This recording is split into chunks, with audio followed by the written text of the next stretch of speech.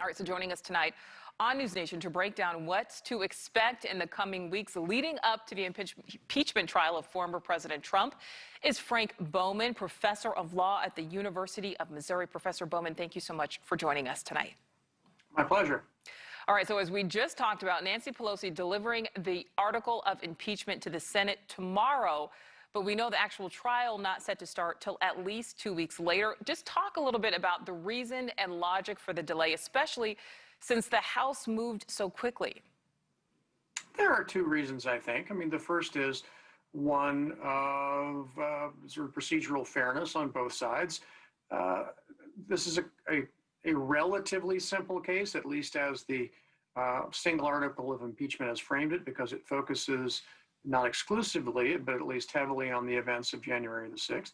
But still, this is a serious constitutional matter. It's a matter of some legal complexity, some constitutional complexity, and it's appropriate that both sides, the president and managers, be able to formulate their legal arguments and also think about whether or not there are going to be any witnesses, and if so, whom.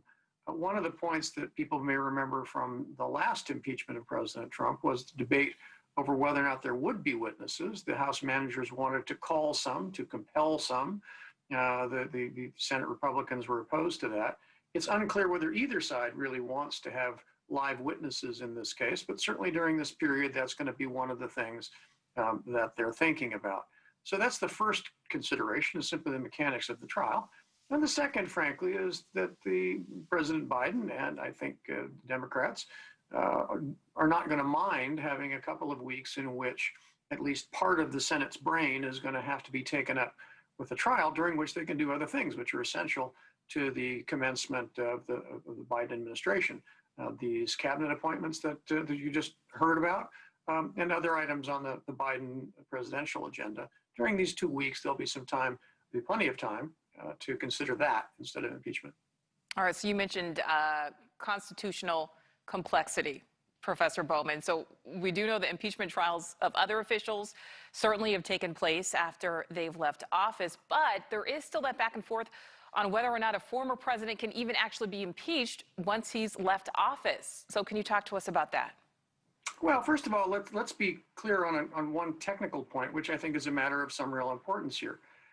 As your viewers may know by this point, to say that someone is impeached is simply to say that charges have been brought by the House of Representatives in the form of an article or articles of impeachment, in the same way that a grand jury would bring an indictment in a criminal case.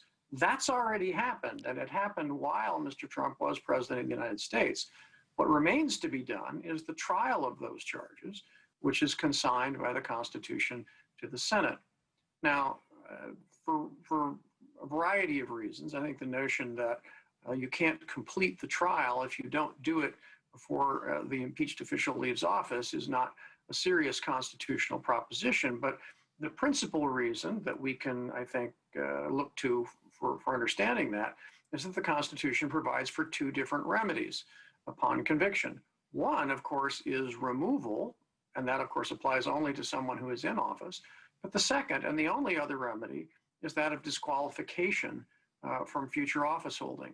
And that's certainly something that can be applicable to and can be important to or for a former official. Because the reason for disqualification, the reason it's in the Constitution, is the framers understood that there was a certain class of impeachment defendants who, by their nature or by the nature of the offenses that they had committed, had indicated that they continued to be a danger to the Republic, not just now, but in the future. And they needed to be kept out of the national political scene through this remedy of disqualification.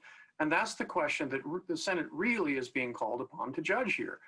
Did President Trump's behavior, not just on January the 6th, but in the entire period after the election, show a person who was essentially mounting an attack on the central function of democracy, or the central event of democracy, that is to say, free and fair elections?